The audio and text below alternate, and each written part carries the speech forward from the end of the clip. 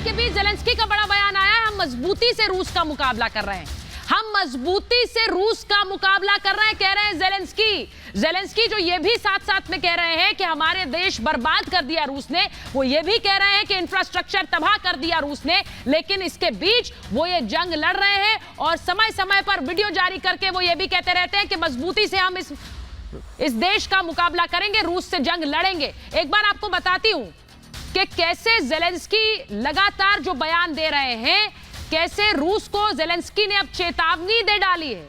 Zelensky बोल रहे हैं सरेंडर कर दो। सोचिए, वो देश जो कि मान के चल रहे थे कि रूस इस देश पर बहुत कम दिनों में कब्जा कर लेगा, वहां के राष्ट्रीय अध्यक्ष जेलेंस्की कह रहे हैं कि आप सरेंडर कर दीजिए। रूसी सेना से कहा आत्मसमर्पण कर दो, आप सरेंडर कर दो। सामने आया है जेलेंस्की का नया वीडियो और इस नए वीडियो में वो क्या कह रहे हैं, रूसी सैनिकों पर जेलेंस्की ने दबाव बनाया। वो रूसी सैनिकों को सीधे एड्रेस कर रहे हैं, उनको संबोधित कर रहे हैं और वो कह रहे हैं कि मैं आपको मौका दे रहा हूं, मैं आपको मौका दे रहा हूं कि आप सरेंडर कर दीजिए और हम आपके साथ अच्छा बर्ताव करेंगे अगर आप सरेंडर कर देते हैं। आपको जीने का मौका देते हैं, ये कह रहे हैं जेलेंस्की, यानी कि आप अगर सरेंडर करेंगे, आत्मसमर्पण करेंगे तो हम आपके साथ अच्छा व्यवहार करेंगे।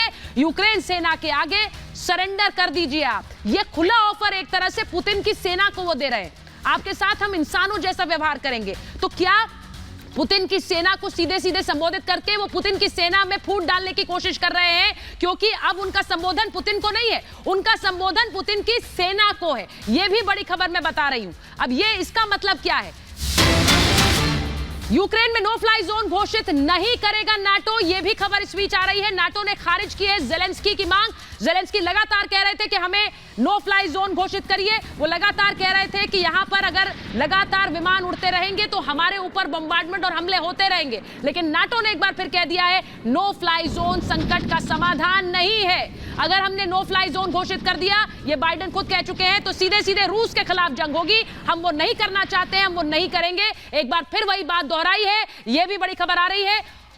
और एक और बड़ी खबर जो मुझे बताया जा रही है वो ये कि रूस का यूक्रेन पर सबसे बड़ा हमला है।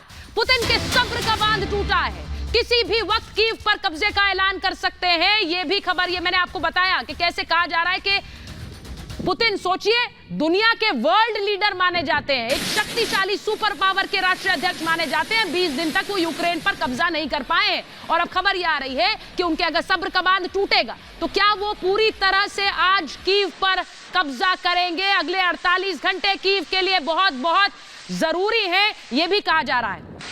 लेकिन मैं पहले मेजर जनरल डीडी बख्शी के पास जाऊंगी। सर, मुझे यह बताइए कि जिस तरह जेलेंस्की अब सीधे पुतिन नहीं, उनके सैनिकों को एड्रेस कर रहे हैं, यह कोशिश को आप कैसे देखते हैं सर, मिलिट्री टर्म्स में?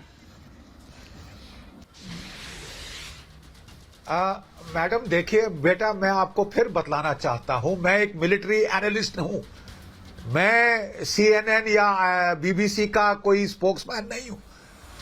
CIA ने 2,40,000 साइबर वॉरियर्स लगा रखे हैं इस टाइप के उल जलूल बयान देने के लिए। मैं आपको फिर समझाता हूं, प्लीज समझिए। लड़ाई कहां हो रही है? लड़ाई यूक्रेन की राजधानी कीव के बाहर हो रही है और आप कह रहे हैं कि जेलेंस्की कह रहे हैं कि रूस हथियार डाल दो। उसकी दिमागी हालत ठीक है, अपने देश को तबाह कर लिया है, तबाह करवा लिया है। और ये सारी कहानी कि साहब हम जो है जैवलिन मिसाइल से और स्टिंगर मिसाइल से लड़ाई जीत लेंगे, आप गुरिल्ला वॉर जीत सकते हैं। ये गुरिल्ला वॉर नहीं हो रही, दिस इज कन्वेंशनल वॉर। और अभी तक रूस अपना हाथ रोक के बैठा है। अगर रूस artillery bombardment, multi barrel rocket launcher bombardment, full scale air bombardment शुरू करे तो कोई बिल्डिंग रह जाएगी वहां पे अभी तक खड़ी, और जेलेंस्की साहब को खुद टारगेट किया जा सकता है। और मुझे लगता है आज या कल की रात ये अपने ऊपर कहर डलवाना चाहते हैं, क्योंकि जब ये बढ़ चढ़कर टीवी पे बयान देते हैं, इनकी लोकेशन रजिस्टर हो जाती है। इनको रूस अभी तक जिंदा रख रहा था कि ये साइन करे क्रीमिया रूस का हिस्सा है, दोनेत्स्क लुहांस्क आजाद है, ताकि जो गाली पड़नी है इनको पड़े, अगले प्रेसिडेंट को ना पड़े।